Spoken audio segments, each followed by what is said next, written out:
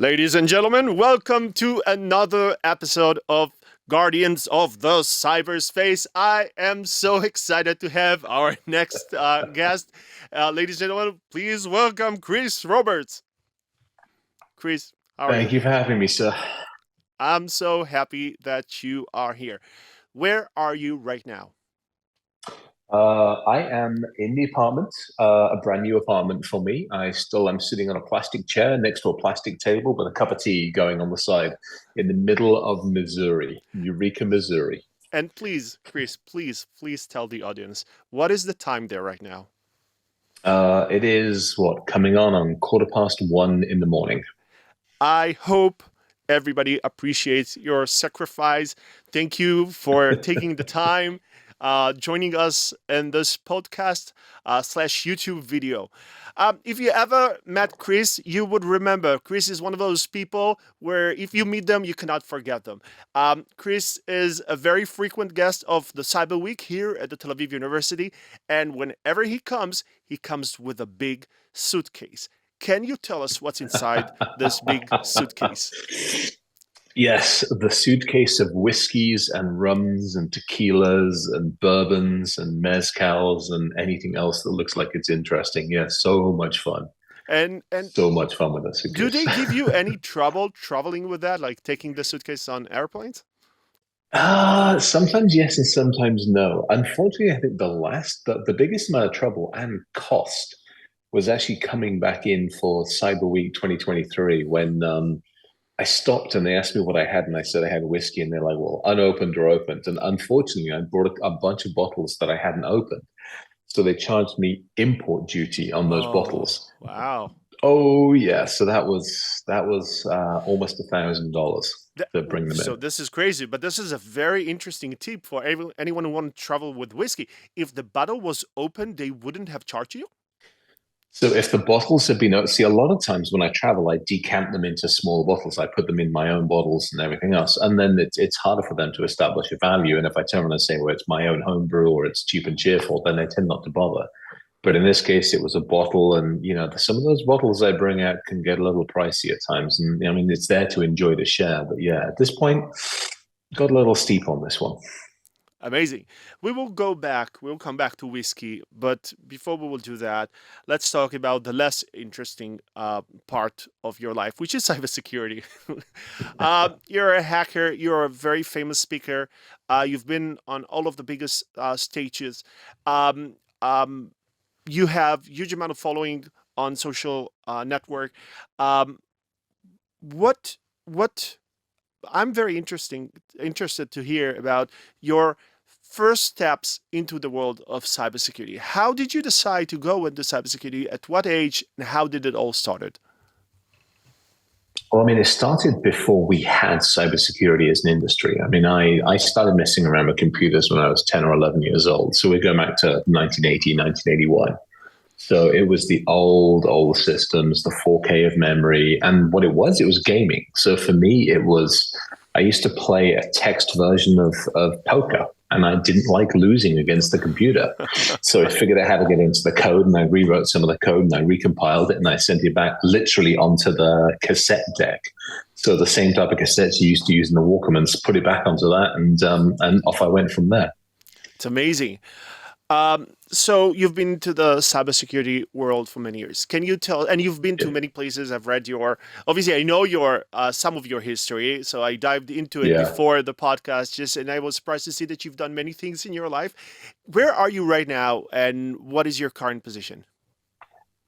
So I've got a couple of things. Obviously, I'm the CISO over at Boom Supersonic. So we're obviously developing the next generation of supersonic jets. So that's one job I'm doing. I'm the chief, kind of one of the senior leadership folks over at Nuspire as far as the consultative side of things. So Nuspire's an MSSP, helping them out, working with them, working with customers and clients on how to do more interesting stuff and some of the virtual CISO stuff. I'm doing a bunch of side stuff. So I'm doing a bunch of advisory work for Onyxia and a whole bunch of other folks, which is actually a lot of fun. And then I literally just kicked off another one of the organizations called Hackers Hideaway. So a couple of us are doing Hackers Hideaway. and we're going to use that to hide behind a whole bunch of more research projects and other fun things. I want to tell you something surprising about you. Maybe you know that, maybe you're not that self-aware about that. But you come across as obviously a super hacker, like this crazy guy who do crazy things and everything is hectic around you. But actually, when you hear your online talks, you see that you have a very super logical thinking. All your thoughts are well organized, like the way you construct the logical story or the claims that you provide, the insights that you provide in those talks is very, very interesting. So, and to most people, I think would be probably surprised when they see you on day to day that you are actually a CISO and you deal with those, I don't know, documents and strategies and risk management. But actually, you're very good in those kind of things, I would assume, because the way you speak and think. In how do you manage? What is your approach as a CISO when you're coming to a new organization? What is to you the most important first three things when you take over the position of a CISO inside an organization? So, I mean, typically, it's the first thing is awareness and observation, situational awareness. So, no different than from the military side of my world to many of us that are listening, which are former .mil and .gov. It's all about situational awareness and it's tactics. So, very, very easily and very, very quickly, the first questions I ask, quite honestly, is how could I kill or how could I take the company down? And it's always interesting to get different answers from finance, manufacturing, logistics, and everybody else. And so that's answer number one.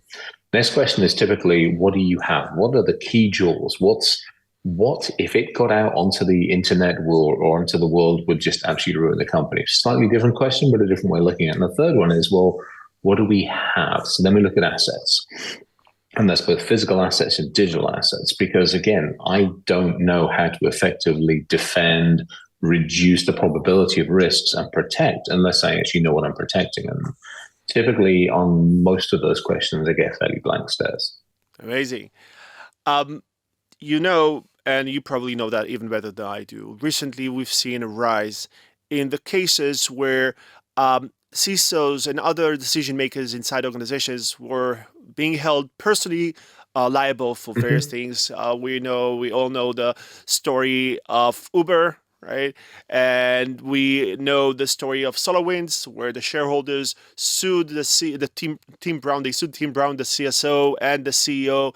And there was this case in Finland where the CEO was charged because of a cyber attack that happened to their organization.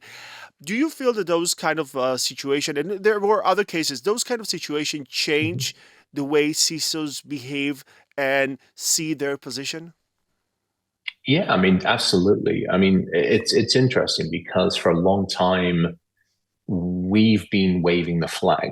Before we were CISOs, before this industry was mature enough to even have leadership, we were standing at the technology level, the management level, saying, "Hey, there are issues, there are challenges." Now we've risen to that level where we are leadership, and we're saying there are issues and challenges. And quite honestly, we're being held accountable internally by the industry, by compliance regulator and fiduciary. The challenge is if we're being held accountable, we also need the ability and the capability to actually affect change. And that's where we're having a problem. Accountability is one thing, but if I can't affect change, then there's problems with the whole thing. Yeah, that's a very interesting take. So you're saying the fact that CISOs are being held responsible actually shows that our position in the organization, that we grew in the way the world looks at us and our position in the organization, and probably that also means that we should get more money for the same position. The salary should be higher. Definitely, I would definitely agree with that. What do you do after a very long day of work? What is your go-to thing to, I don't know, that would make you happy when you come back home? Beside, I don't know, renovating, building your new apartment, whatever you do there. I think it's a couple of things nowadays, and it tends to change. So these days, it's either mountain biking. So I'll take the mountain bike out and I'll just go disappear for an hour or two. Milo, my Great Dane, is also another one who I just go and curl up with. I like to cook as well. So I will Oh. typically after a day, and I break my days up. I will work from the morning till 6 o'clock in the evening or so. At 6 o'clock in the evening, I down tools. I will not touch the computer unless the building's on fire. From 6 o'clock until about 9 o'clock, that's my time to cook. That's my time to hang out with Milo, my time to hang out with others, and my time to go for a bike ride. And then 9:30, 10 o'clock at night, I start back up again and I work until anywhere from like 2 to 4 o'clock in the morning. That's Wow. my research time, my projects time, my presentations, and my very, very much more strategic time, because daytimes for most of us in leadership, that's very, very tactical. So evenings are more strategic, and put the headphones on, put some music on, and off you go. Absolutely. If you haven't read Paul Graham's paper, Manager Time versus Maker's Time, this is exactly what Chris is talking about. Yes. This is exactly the type of things that you're discussing, right? Yeah, absolutely. Absolutely. Perfect. Is it obviously you've been to Colorado before, moving, Yes. right? And I would assume that mountain traveling on a bicycle in Colorado is better, or is it's not better? It is definitely, when you fall, you tend to fall further and harder. Okay, amazing. Um, Going back to the fact that there is personal liability, I think that every Yeah. organization should assume that a cyber incident or a cyber crisis will happen at a certain point in time, right? You should Yes. assume that something would happen in the next 5 years, and it's obviously better to assume that something will happen and be wrong than to assume that something will not happen and be wrong. How do you deal with this, understanding that at a certain point your prevention and detection controls will not be sufficient and you will have to go into the response realm? How do you deal with that? What do you do beforehand in order to get ready to those situations? I think there's a couple of things. I mean, you mentioned it. We have more liability. So first and foremost, as anybody in a leader position, you have to turn around and say, "Hey, where's my directors and officers insurance?" Because I'm going to tell you what we need to fix. If you're not going to listen to me, then I either need to step away from the role or we need to have some kind of liability coverage. So that's number one. Second one, obviously the good old cyber liability insurance, for as good and as bad as it's worth. Probably more effectively than that is like, okay, what would the scenarios be? Is it somebody would take the computers, shut the systems down, take my data, put it on the internet? Right. Now let's practice that. Now let's run through this. And it's the same thing, back to that military tactic thing. It's the whole idea of, crawl, walk, run, dry fire, live fire. You don't throw somebody straight into a live fire situation unless you want them to fail. You start off by educating and working their way through. So it's the same thing in our world. Something's going to happen. I mean, exactly to your point, you've got I think it's a 1 in 3 chance every single year of something occurring. So guess what? Practice consistently, practice variations, test your incident response plan. Make sure you've got somebody on hand or a team on hand that you can call up and bring in and do it. Start with the technical teams, then the leadership, and work away and so on. So when something happens, it's just automated movements and something actually, at least you've gone through it a few times. And for crying out loud, get some bloody backups, for God's sakes, and test the stupid things. Yeah, absolutely. I would agree with that. Prevention and detection is all about implementing solutions. You put a firewall and you put whatever IDS, IPS, intrusion, USB restriction, network segmentation, everything in order to prevent anything. But response is all about building capabilities, practicing, making sure you know how to execute. Um, the thing is that there is a big challenge for CISOs when talking about response, which is many of the biggest challenges that organizations face during crisis, and actually many of the biggest mistakes that organizations have made during cyber crises, are not inside the technical domain, not inside the cyber domain, but actually on the side of the business domain, right? Yep. The legal realm, the PR, insurance, negotiation, working with regulators, and so on and so forth.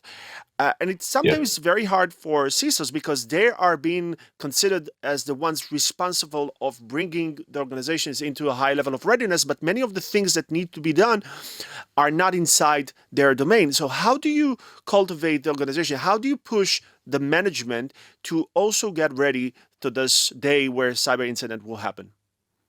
I think so you said, I mean, and it's a play on words. How do you push management? Well, that just doesn't work. If I come to you and I say, hey, you will do something, you might do it begrudgingly, but you won't put effort to it. But if I say, hey, we probably should take some time. I've got the coffee, the tea, the biscuits, and you know what? Let's hang out and let's go through this. Let's do some testing. When's convenient? Hey, let's do it next week. Let's do it the week after. And you cultivate it in a different way, in a different approach. You also don't do it individually. So from cybersecurity, let's say you're running the engineering department and it's all yours, and I'm not going to come to you on my own. Myself, legal, the people team, finance, we're all going to come and say, hey, let's sit down and have a meeting. We've worked on this. Now we want to approach you. And that way it's not a one-on-one, it's a 3 and 4-on-1. It's not really ganging up, but it's showing that solidarity. Hey, we are one team, and as one team, we all have to move together as one team, and this is how we succeed. I think I heard you speak in one of those, maybe another podcast about tabletop exercises that you also do to the manager, right? That also, I think, is a great way to show them that many of the decisions that needed to be taken during an incident actually sits in their domain. Absolutely, yeah. And it's always interesting as well, because you can tell the dynamics sometimes. There are some managers that know it all, and their team just sit there and they never answer. And so on those occasions, if I've seen that happen a couple of times with some of our clients, I will take that manager and I'll be like, hey, we're going to run a tabletop incident and you're incapacitated. You've gone off car racing and you've stuffed your car into a wall. You're in hospital. You have to listen. And at that point, they have to listen and see if their team is able to make decisions. And it's an interesting dynamic that sometimes the manager realizes that they're either micromanaging, they haven't delegated authority effectively just in their general day-to-day life. So it can be a little eye-opening sometimes. Wonderful. Let's help. Let's give some help to the entrepreneurs who listen to us right now. What do you see as the big next issues that you would imagine companies would have to solve, startups will have to be established in order to tackle? Where is the world going to? So you got a few things. You're seeing a lot more people. We've been talking about supply chain for a long time. But again, typically when we've talked about supply chain, we talk about it in the physical realm. We talk about, shipping and containers and data and systems and people and resources. We tend not to think about supply chain in the software realm. So you start taking a look at, we always talk about layers of a cake when we talk about the OSI model, and it's the same thing with software. So if you look at software, everything from the cloud to your application, all those layers in between, and who's building it, who's designing it. So one area is obviously software bill of materials, whichever way you want to look at it. One of the other ones is we start looking at intelligence, so augmented intelligence, artificial intelligence, call it whatever you want to call it. So on one hand, you have these various beasts that you need to feed, and you're feeding them data. Where's the data? Who owns the data? Who's managing the data? How clean is the data? Is it a data lake or is it a data swamp? Who's poisoned the data? And all of that. So you've got these two very, very huge areas that we are paying attention to, but most companies, if most companies you go, hey, where are your assets? And they're like, well, here's some of them. And you're like, where's the rest? And they're like, there. And then you go, well, where's your data? And they're like, oh, where? And you're like, all right, need to have that conversation. So those, I think, are two of the biggest areas we're still trying to figure out. Touching on the topic of artificial intelligence, obviously the future of cybersecurity is in artificial intelligence, but also the future of hacking is in artificial intelligence. Yes. Oh, absolutely. What do you see in this regard, where when talking about hackers who leverage AI in order to be better at conducting crime? It's going to be an arms race. It is an arms race, and it's going to continue to be an arms race. We have gone very rapidly from a society where those of us in technology could understand what a scam and what a phishing email looked like and what fake data and fake news looked like. And we are now at a point in society where even we are having to really take a step back and go, is this real? Is this fake? And how do I validate it? So you have an arms race from the adversary who is taking full advantage of an intelligence that it can use on the visual side, the communication side, the collaboration, all of these other areas for personas. And then we on our side are going to have to look and go, how do we counter that how do we get people to think more, ask more questions, and how do we detect that more effectively? So that's phase one of the arms race. Then obviously phase two of the arms race is going to be, who do we target? At the moment, there's still the traditional ways of targeting and pulling money out of people. But when you take a step back and go, what other markets are available to pull money out? How can I how could I possibly ransomware a country? Hmm. And I'll give you 6 examples. And I'm pretty darn sure that if I take a country and I feed it to an intelligence system, it's going to give me 10 more examples of how to ransomware a country. That's very, very interesting. Obviously, we also already see the usage of AI by hackers in the wild. Either, as you said, creating personas, and being better at conducting those phishing attacks and spear phishing attacks, and we also see hackers use AI to reconstruct viruses to create variants, so antiviruses and other systems will not be able to detect those. And we see other things. Definitely, it's going to be very, very interesting to see where the future of cybersecurity going to take us with regards to the usage of AI in both sides. Have you seen in recent years or in the recent year interesting startups that you feel touch like introduce an interesting product to the world? I am sure that everybody approach you and you get so many people the want to hear Yes. your advice on what they do. um, did you see something interesting? Yeah, I've seen a couple. There's actually a couple of good ones. I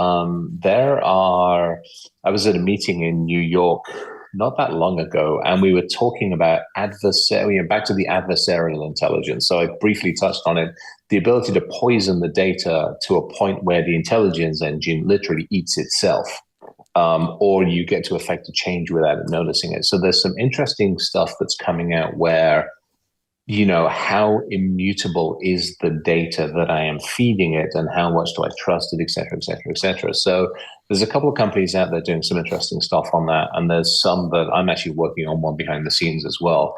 Another one, back to the leadership side, the CISO side. So Savan is an amazing good friend. So she started up Onyxia. That's another one I love because as a leader and even just as a human being, I wake up in the morning and quite honestly, the first thing I reach for is my flipping phone. I check email, but I'm also checking the BBC. I'll see what the BBC says. I'll see what some of the other channels go. How's the world? Can I get up slowly and steadily, or do I have to get the heck out of bed as fast as possible? What Savannah's trying to do is go, okay, let's take a look at all the tools and tech that we have. Let's take a look and see how effectively we're using it. How are we doing from the intel? How are we doing from the systems? And then putting all that together and going, hey, you can have your cup of tea in the morning and get up and be civilized, or hey, your ass has got to be out of bed and down the office right now because there's issues. So I like that. It goes back to that situational awareness. If I'm walking in, how effective is my technology, my teams, my troops, my people, my processes? Are they working, or do I have issues that I need to deal with on a timely basis? So I like that. Transportation is another big one. We're seeing a lot of movement, obviously, again, back to the human supply chain. So there's a lot of movement in the maritime space. So I did a couple of talks over the last few years about how to turn ships upside down and do all sorts of interesting stuff with ships. And so people are starting to finally pay attention. Some of the other stuff that's really interesting that I think is probably still 5, 10 years away, but I'm starting to see more of the biotech and nanotechnology stuff in the human augmentation. So you're starting to see a couple of companies are starting to really take a long, hard look at that. You're seeing it in the biotech field where we're injecting in to be able to go after, cancer cells and Parkinson's and everything else. Obviously, with that comes the technology to, criminalize that and do other things. And there's a lot of us are going, okay, how do we effectively manage that? So some fun spaces. Absolutely, very interesting examples.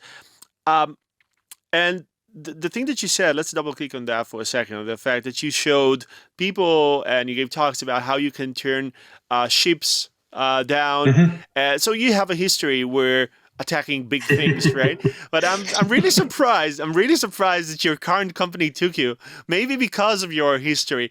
Can you tell us a bit about one of the stories that made you obviously well known, and one of them, there are many, Yes. and the relation to what you are doing right now and how you got maybe this position in the current company? Yeah. Yeah, I mean, so we go back to, so we started off messing around with transportation back in 2006, 2007-ish timeframe.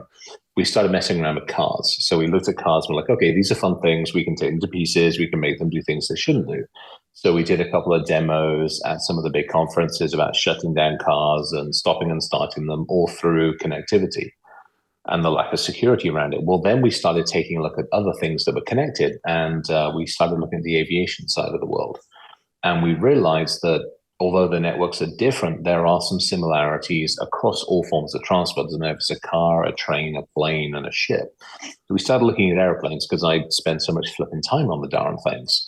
So we ended up building this entire lab out that represented a couple of different airplane surfaces. And we figured out that we could affect all sorts of change.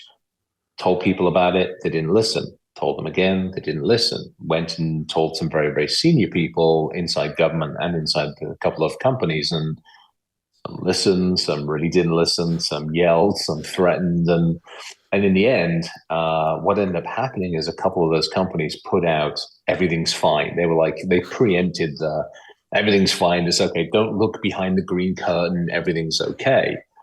Well, I retaliate. I retorted. I basically turned and said, it's not okay. I showed that the emperor wasn't wearing any clothes and they weren't very happy with that. So I kind of got pretty badly yelled at for that one. But fast forward, yeah, there have definitely been some bruises and there are still some bruises from that one. But for the most part, I know it's affected some change, which is not a bad thing. Yeah, it is great. And how do you secure like a big mission critical device? Like you're now in charge of the security in the company, and this company is building something big, right? Oh yeah, yeah, So, absolutely. can you tell us a bit about what you're building and how do you approach this as a CISO? What is different in your Yeah, position absolutely. compared to, I don't know, a Uh, CISO of a bank, for example? Yeah, I think I mean, there's all sorts of things. So I'm very fortunate. I obviously run physical security, security for the corporate, and then obviously all the aviation security. And that's from a component level all the way through to what should be the finished product, which is, a supersonic jet, including the engines and all the components inside of it. Amazing. And again, I can't do it on my own. So again, back to cybersecurity, it is not the role of one. It is to sit down with engineering, with mechanical teams, with our suppliers and our vendors and go, hey, this is our vision. This is what we want to do. We want to bring the safest, the most secure system that we possibly can to the market. And we're going to do that by collaborating with that. Rather than turning around, some of the other vendors in that space have not got a good history of collaboration. We want to change that. We want to more effectively collaborate with our suppliers, more effectively work with them. They want to, we want partners. I don't want a supplier. I want somebody that works with me. And as part of that, we have security, all the way through from the fabrication side to the system side, down to the components. Individual components and chips will have embedded security on them and already have. And so how do we take advantage of that all the way up, quite honestly, to looking at the passengers as they walk on and ensuring the integrity, ensuring from a safety standpoint as well. How can, when they interact with an entertainment system, how can we ensure that they're okay, that they're healthy, that they're safe and they're secure? So you build all of this in, and then how can we take some of that data and hand it back to the airport to make sure that everybody through that entire human chain is taken care of, is looked after, is safe, and quite honestly, is secure. There's all those components. So you're looking at it from a human aspect, a tech aspect, and all sorts of other things. So it's an interesting model that's being built. We'll see how it goes. Chris, we have reached the point on the podcast where we're going to the rapid question section. So I'm going to Oh, ask you a goody, goody, goody. bunch All of right. questions and answer as quickly as you can. Are you All ready? right. Here we go. PC or Mac? Mac. iPhone or Android? iPhone for regular work, Android for breaking into things. Okay. Chrome, Edge, Firefox, Internet Explorer, or something else? Opera. Opera. Okay. Star Wars or Star Trek? Oh man, that's like choosing their favorite kid, isn't it? Really? Star Trek. Okay. Swimming pool or the beach? Swimming pool. Okay. The Simpsons, Family Guy, Rick and Morty, or something else? Futurama or something else? Oh, it would definitely be something else. Calvin and Hobbes. Oh, very interesting. Okay. Microsoft Word or Google Docs? Oy vey. Bleh. Oy vey. Microsoft Word. Okay. Microsoft Excel or Google Spreadsheet? Microsoft Excel, definitely. I'm an Excel guru. Yeah, I would have to agree. Jokes or riddles? Riddles. Absolutely. DC or Marvel? Marvel. Favorite book? Terry Pratchett. There's a number of Terry Pratchett books. There's no one favorite. The Discworld series. Okay, obviously. Favorite place in the world? Ooh, Unst, which is the northernmost island off of Shetland. Oh, interesting. Where is that?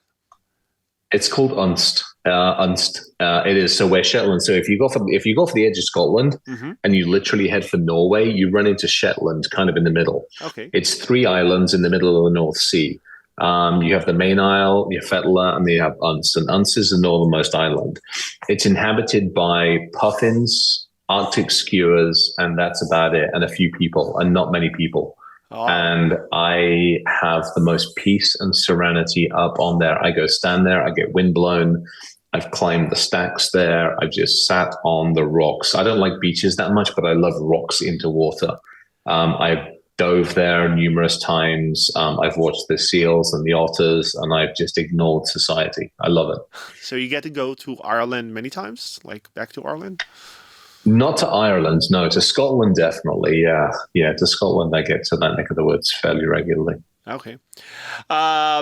Favorite movie? Oh, oh crap! What's that bloody one? Oh, come back to that one. Okay. The Thomas Crown Affair. The Thomas Crown Affair. I haven't seen that. What is it? It's worth watching. There's two versions. There's a 1960s, 70s version. There's a newer version, like about 2000s with Pierce Brosnan. Well worth watching. Yeah, both? I watched the new one. The new one's kind of cool. Watch the older one for a different reason. But yeah, Thomas Crown Affair. Okay, perfect. I will watch it. Favorite band, song, musician, whatever? Oh, that's an interesting one. As a kid growing up, I loved Madness, Iron Maiden, AC/DC, all of that kind of stuff. This day and age, it's very, very dependent. If I'm breaking into something, or if I'm writing something, it's typically like Audio Machine, Brand X Music, Thomas Bergerson, something along those lines. If I'm working out, it's like Satriani. I got to have some Satriani or something like that, just absolutely causing chaos. I love the fact that you have like a soundtrack for hacking. This is brilliant. Yes. That reveals something very interesting about you. Tea or coffee? Tea, absolutely. Burnt beans should be outlawed. Unless they are done beautifully. There are some exceptions to that. If you're in Barcelona and you're on La Scala Familia or any of that whole area and you get a good espresso from there, I think that's absolutely acceptable. Same thing with like some of the stuff in Israel. If you get Turkish coffee, the stuff over in Saudi is good. But the crap that's served over here needs to be taken out and just dropped in the Mariana Trench.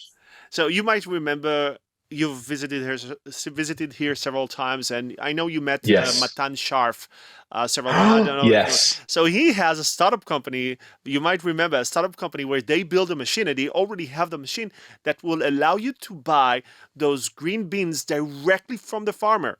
They just go directly from the farmer. You put them inside the machine, and they roast them with AI, whatever image analysis. They roast them to make sure everything is roasted exactly like you want, and you get this perfect cup of coffee. So next time when you're here, I should definitely That take you there works. and to their Yeah. offices. You would love this machine. It is Oh, brilliant. if I can ship one of those back to this neck of the woods, I will happily do that. I think they already sell them. I'm not sure, but I think they already sell them. Oh, they have a concept store in New York. If you find yourself in New York, they have a concept store in New York. I'm there, Sivan. I'm out there with Sivan and the guys from St. Paris, with Mickey and the guys from St. Paris in a couple of weeks' time, I think. Yeah, a few weeks' time or something. So actually, we before starting the recording of this podcast, we just had a quick chat, and you talked to me. You explained to me what is your travel itinerary for the next few weeks. Can you repeat that so everybody would know where you're going to go in the next few weeks? Yeah, so from here, a couple of days time, I head back to Colorado. From Colorado, I'm out to New York again. Then I think I've got DC. Then I'm up to it's either Baltimore or somewhere up on the East Coast. Then I'm out to Riyadh for Leap conference. Then back to the UK. Then Colorado. Then back here. And I think in the middle there, I've got some other stuff I've got to get to as well. Brilliant. Okay, so this is a traditional like a month, week, whatever. This is like your Oh life yeah, I mean, so usually. last week I started. I went from here to Colorado, Colorado to Canada, Canada somewhere else back to Colorado, then back here, and I think there was something else in the middle of it. I don't remember, Michigan or something. Brilliant. Yeah. Okay, we are almost done with the rapid question section. It's not over yet. Google Home, Alexa, something else, or nothing? Siri on her own separate network, completely firewalled off and limited exposure. Okay. Cats or dogs? Dogs, absolutely. Breakfast, lunch, or dinner? Breakfast, absolutely breakfast. And it has to be a good, proper, like traditional English breakfast, Mm. 100%. Beer, wine, whiskey? I know the answer, I think. Oh yeah, okay, you say that. Okay, so here, situationally dependent. Oh, A interesting. good, Okay. absolutely situation dependent, like a good beer. Now we're talking beer that you cannot see through. It has to be beer that absorbs light and you can stand a spoon up Oh, in. okay. That is proper beer. Anything Dark else beer. is Okay. piss water. Um, wine, it's got to be good wine, old world, good old world wine, and then obviously whiskey. It's Isla preferably something with peat bog and bushfire in it. Okay. Last question in the rapid section. Favorite comics character? Oh, I like Venom. I like Mm. Venom. It's almost got to be a Venom thing. It's either Venom. I can't. I don't want to do Deadpool. I think it has to be Venom. Yeah, Venom. Just because he's like the anti-hero hero. He's that begrudging. Like he wants to tell the world to go pound sand. On one hand, he wants to take over it and run it, but on the other hand, he just wants to do right by individual people. Yeah, sounds very, very familiar. Like a CISO is also a hacker, someone who breaks Yes. down machines, but also building a secure airplane. Sounds very familiar. Yeah, just a little bit. Yeah. Chris, is there any message that you want to convey to the world, to other CISOs, to entrepreneurs, to anyone?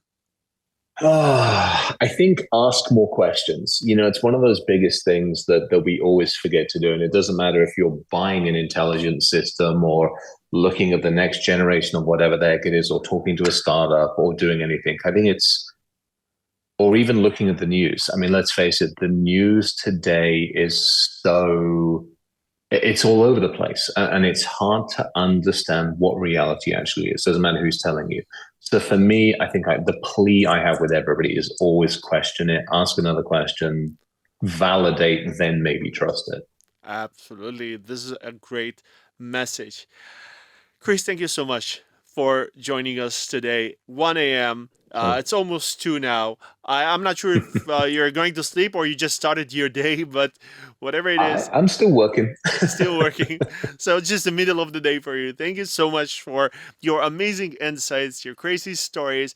Guys, where people should follow up on what you're doing? Was it Twitter, LinkedIn, somewhere else? LinkedIn. I'm banned from Twitter. I threatened to gut somebody with a spork because they wanted to put ice in whiskey. So I explained to them exactly what I would do to them. And so they banned me, ironically enough. So LinkedIn, I'm easiest to find on LinkedIn. Okay, so Elon Musk, if you're hearing us, just allow Chris to go back on X if he wants to. I'm sure he is listening. And thank you so much. And I hope to see you at the next Cyber Week here in Israel. That would be nice. It would be nice to be there in good circumstances. Absolutely. Perfect. So thank you, everyone, for listening. And we'll see you again at the next episode of Guardians of the Cyberspace.